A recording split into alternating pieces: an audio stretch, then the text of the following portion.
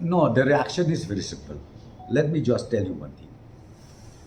Recently, I think you must have seen the MDA government has taken up few sensitive and important issues.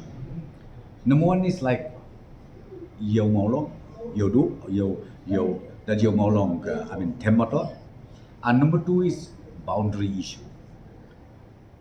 So these two long pending issues, I think you must have seen it because some people, the public themselves, they used to say that this is only a game made by the government.